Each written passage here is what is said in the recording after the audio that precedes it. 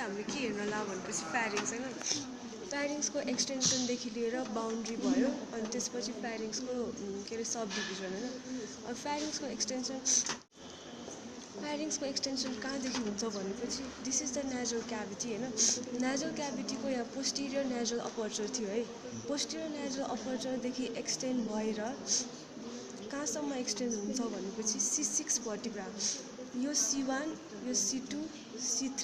C4 C5 C6 यहाँसम्म चाहिँ के हुन्छ फ्यारिङ्स अब फ्यारिङ्सको एक्सटेन्सन थाहा भयो पोस्टिरियर नेजल अपर्चर जुन चाहिँ नेजल क्याभिटीदेखि एक्सटेन्ड भएर चाहिँ C6 भर्टिब्रासम्म चाहिँ त्यो फ्यारिङ्स हो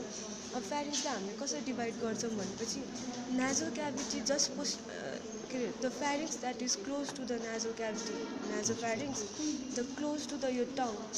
यसको क्लोज भएको यो ओरो फ्यारिङ्स अनि त्यसपछि दिस इज द ल्यारिङ्स यो चाहिँ ट्र्याकिया हो यति चाहिँ ल्यारिङ्स हो ल्यारिङ्सको पछाडि पार्ट चाहिँ के हो ल्यारिङको पछाडि वा रिलेसन चाहिँ ल्यारिङ्ससँग रिलेसन भएको चाहिँ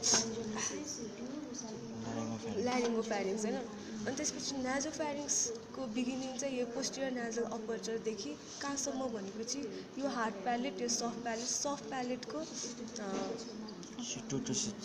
सफ्ट प्यालेटसम्म अनि त्यसपछि भर्टिबल रिलेसन चाहिँ यो C1 यो C2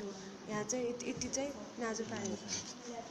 अब नेजो फ्यारिङ्सको चाहिँ फ्लोर केले बन्छ रुफ केले बन्छ भन्यो भने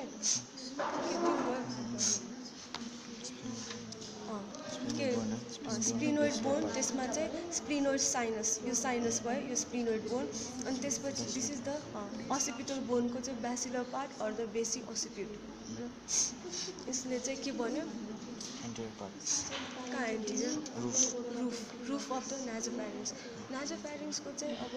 पोस्टिरियर एक्सटेन्सन चाहिँ C2 भर्टिब्रा तल चाहिँ C2 भर्टिब्रा अनि ल्याटरली नाजोफ्यारिङ्समा के हुन्छ भनेपछि there is the opening of the Eustachian tube अनि त्यसपछि साल्पिङ्गो फ्यारिन्जियल फोल्ड यो बल्ब छ नि फोल्ड अनि त्यसपछि त्यसको पछाडि एउटा रिसेस हुन्छ स्पेस त्यसलाई चाहिँ फ्यारिन्जियल रिसेस भन्छ रहेछ हैन अनि त्यसपछि टन्सिल्सहरू चाहिँ के हुन्छ नाजोफ्यारिङ्समा एउटा ट्युबल टन्सिल अनि त्यसपछि फ्यारिन्जियल टन्सिल हैन फ्यारिन्जियल टन्सिल भन्दा अगाडि चाहिँ के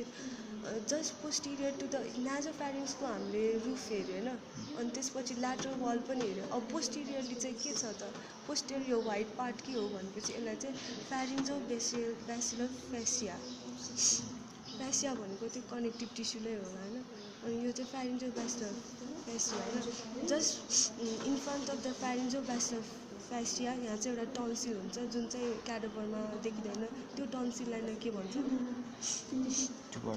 फ्यारिन्जियल tonsil this is the location of the pharyngeal tonsil अनि यो के हो साल्पिङ्गो फ्यारिन्जियल फोल्ड यसमा पनि यहाँ एउटा के अरे फोसा हुन्छ अरे हैन यही फोसा यो फोसामा चाहिँ एउटा टन्सिल हुन्छ त्यसलाई चाहिँ ट्युबल टन्सिल फ्यारिन्जियल टन्सिल अनि त्यसपछि हेर्न तैँले अनि त्यसपछि नाजोफ्यारिङ्स पछि बिगिनिङ हुने चाहिँ के हो ओरोफ्यारिङ्स नाजोफ्यारिङ्स र ओरोफ्यारिङ्स एउटा न्यारो क्याभिटी न्यारो स्पेस हुन्छ त्यसलाई चाहिँ इस्थमस भन्छ हैन फ्यारिन्जियल इस्थमस अनि त्यसपछि ओरोफ्यारिङ्स र यो ओरल क्याभिटी र ओरोफ्यारिङ्समा पनि यहाँ एउटा कनेक्सन जस्तो भयो यसलाई चाहिँ के हो यही हो है कस्तो कन्फ्युजन छ कनेक्सन ओरोफ्यारिन्जियल इस्थमस यो न्यारो फ्यारिन्जियल इस्थमस ओरल क्याभिटी र ओरोफ्यारिङ्समा चाहिँ कनेक्सनलाई चाहिँ के भन्छ ओरोफ्यारिन्जियल इस्थमस हैन अनि त्यसपछि ओरल क्याभिटी के अरे ओरोफ्यारिङ्सको एक्सटेन्सन चाहिँ यही सफ्ट प्यालेट वा C2 भर्टिब्रादेखि चाहिँ कहाँसम्म भनेपछि इपिग्लोटिसको सुपेरियर बोर्डर यति चाहिँ के हो ओरोफ्यारिङ्समा अरू केही पनि हेर्नु पर्दैन एउटा मात्रै हेर्नुपर्छ त्यो चाहिँ प्यालाटाइन टन्सिल हैन प्यालाटाइन टन्सिल कसरी प्रोजेक्ट गर्ने भन्दा टङ यस्तो गर्ने हैन अनि त्यसपछि दिस इज द प्यालेट यो टङ भयो प्यालेटदेखि टङसम्म आउने चाहिँ प्यालाटल ग्लोसर आर्च नै भनौँ हैन अनि त्यसपछि यो प्यालेटदेखि यो फ्यारिङ्स हो यो चाहिँ के हो प्यालेटोफ्यारिन्जियल आर्च अनि यसको बिचमा भएको चाहिँ यो प्यालाटाइन फोसा हो जसमा चाहिँ प्यालेटल टन्सिल हुन्छ हैन अनि त्यसपछि अब डाइरेक्ट ल्यारिङ्गोफ्यारिङ्समा केही पनि छैन it extends from the epiglottis to the C6 vertebra C1 C2 C3 C4 C5 C6 यहाँसम्म चाहिँ त्यो इन्टरभर्टिबल डिस्क यहाँ चाहिँ कुन इन्टरभर्टिबल डिस्क यो C1 C2 C3 रे C4 C5 C6 यहाँसम्म चाहिँ तिम्रो के भयो ल्यारिङ्गो फ्यारिङ्स होइन यहाँ चाहिँ अगाडि के छ ल्यारिङ्सको जस्ट पोस्टिरियर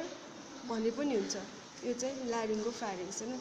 ल्यारिङ्गो फ्यारिङ्समा केही पनि हेर्नु पर्दैन एउटा ल्याटरल साइडमा चाहिँ एउटा स्पेस हुन्छ र त्यस फोसालाई चाहिँ के भन्छ